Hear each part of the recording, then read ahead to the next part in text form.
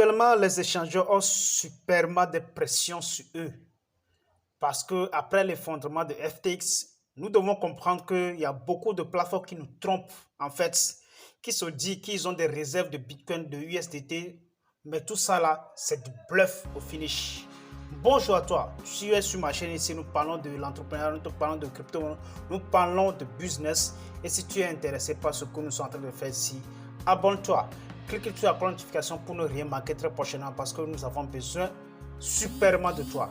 Alors, les échangeurs ont des pressions actuellement pour pouvoir montrer leurs réserves parce qu'il y a beaucoup de plateformes dans le passé qui n'ont pas de réserves mais qui se disent même qu'ils sont des échangeurs. Vous voyez complètement qu'ils sont en train de nous tromper.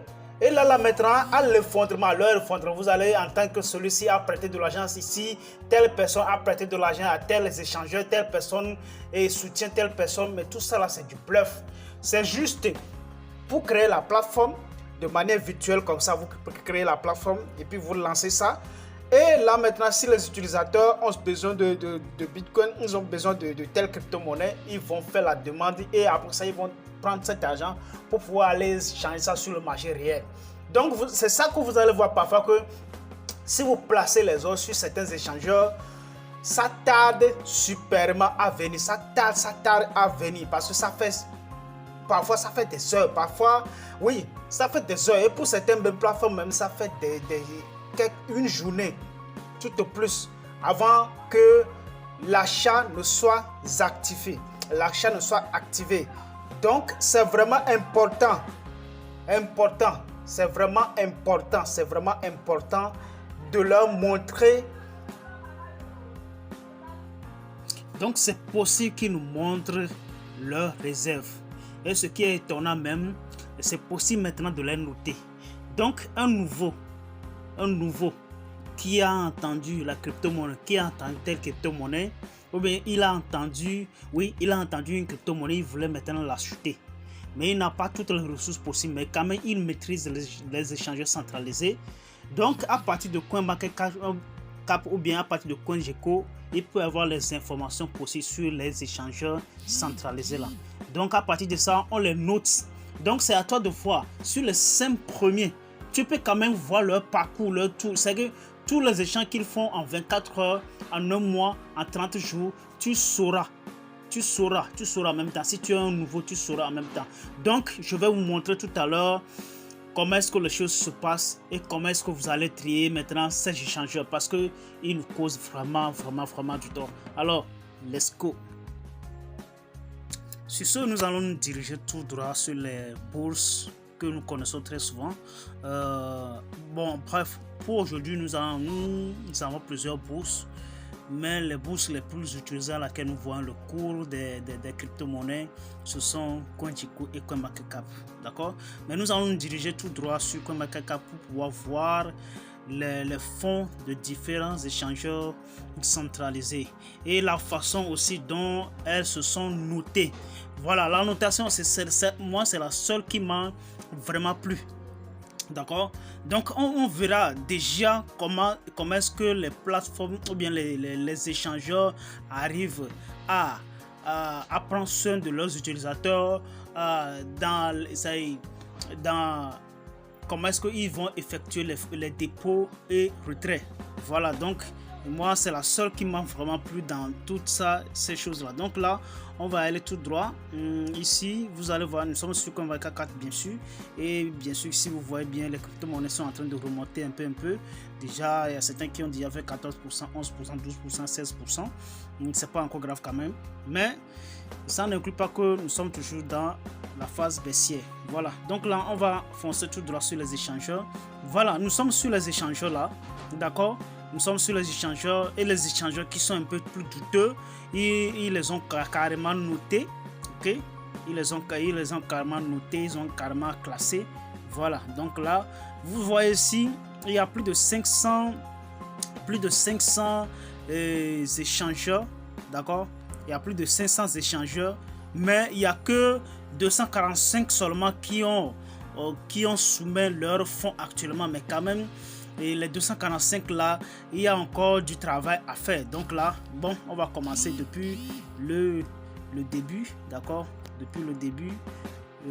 Et là, vous allez voir le premier, ensuite, et ses notations.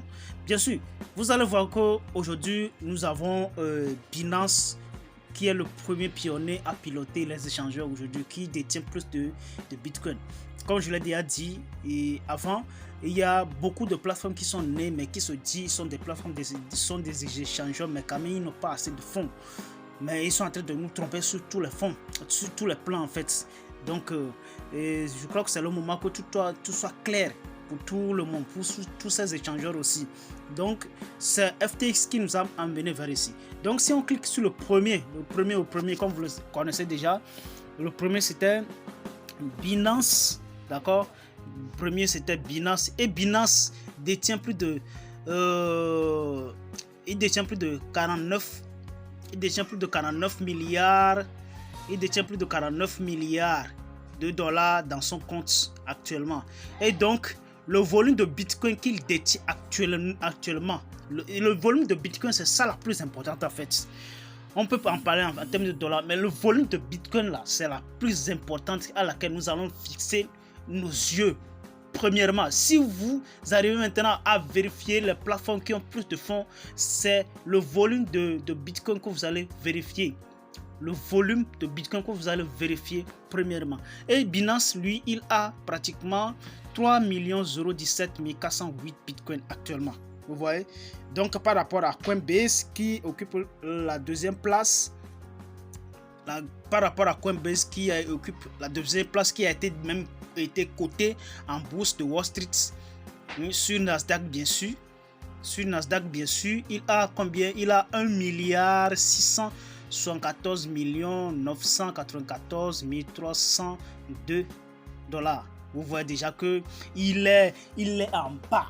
C'est que par rapport à Binance, il n'a même pas eu 1% de Binance jusqu'alors. Même pas 1%. Il ne possède pas ce que Binance possède jusqu'alors. D'accord?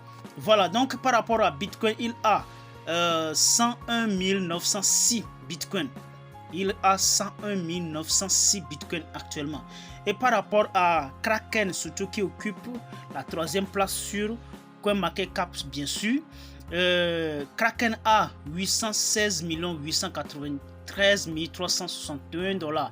Et par rapport à Bitcoin, il a 49 000 et il a 49 600, ce qui vaut tous ces millions, ce qui vaut à 49 699 Bitcoin actuellement. Et le volume de change, vous allez le voir ici en journalier, tout ça là. Je crois que c'est trop joli et c'est ce qui m'a plu quoi. Si vous cliquez sur n'importe quel échangeur, vous allez tout voir en même temps. C'est ce qui m'a vraiment plu. Voilà, nous allons y aller encore plus loin. Cliquez sur la plateforme à laquelle nous utilisons aussi très souvent. Et puis voilà, on se croyait qu'ils ont assez de fonds. Et nous allons voir par exemple Crypto.com, bien sûr, qui a sa propre carte Visa.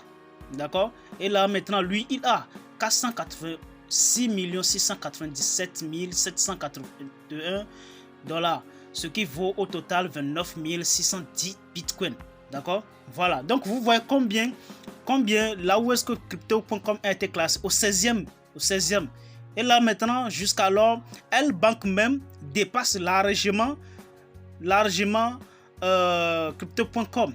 L-Bank a 1 milliard 430 321 046 dollars, ce qui vaut au total 87 020 Bitcoin. Vous voyez? Voilà. Donc c'est ça. Et par rapport à Mexi aussi, c'est une plateforme que nous utilisons très souvent. Mexi aussi dépasse largement Crypto.com, ce qui vaut au total 8 milliards 982 millions 854 340 dollars, ce qui vaut au total 546 513 Bitcoin. Vous voyez? Voilà, et ils sont notés même. D'accord, ils sont notés. Et telle personne ne va pas venir aujourd'hui, on va le noter parce qu'il a tel argent, parce qu'il a telle somme, parce qu'il a tel utilisateurs sur sa plateforme. Non. personne ne va influencer personne ici. Nous allons voir tout sera vraiment trop clair. Et Binance a 9,9 comme point. Et Crypto.com a 8,1 comme point. Ils ont noté. Donc là, vous voyez tout en même temps. Donc moi, c'est ce qui m'a vraiment plu. Ce qui m'a vraiment encore étonné, Crypto.com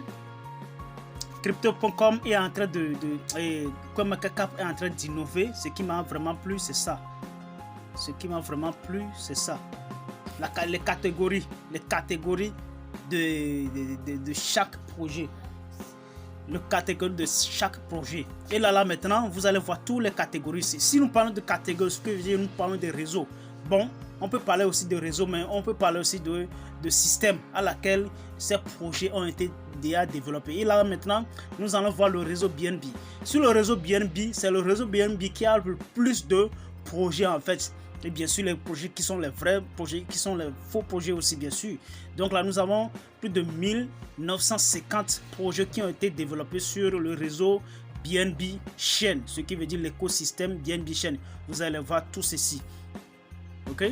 Et ensuite c'est Avalanche qui a pris le second, d'accord, qui a pris le second et qui a plus de 259 projets qui ont été développés sur le réseau ou bien sur l'écosystème Avalanche.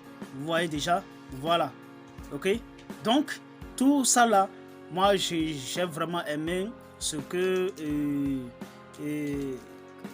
CoinMarketCap a pu innover ces derniers jours pour pouvoir nous offrir la clarté dans tout ce que nous sommes en train de faire, parce que comme on le dit très souvent aussi, les crypto-monnaies c'est la clarté. Tout doit être vraiment très clean. Voilà, c'est ce que nous voulons. D'accord, c'est ce que nous voulons, Pas seulement tel projet vient venir nous présenter telle chose et puis voilà, on va sauter dedans. Non, la crypto-monnaie, c'est la clarté, c'est la transparence, c'est ce que nous voulons. Hasta la vista. Ciao.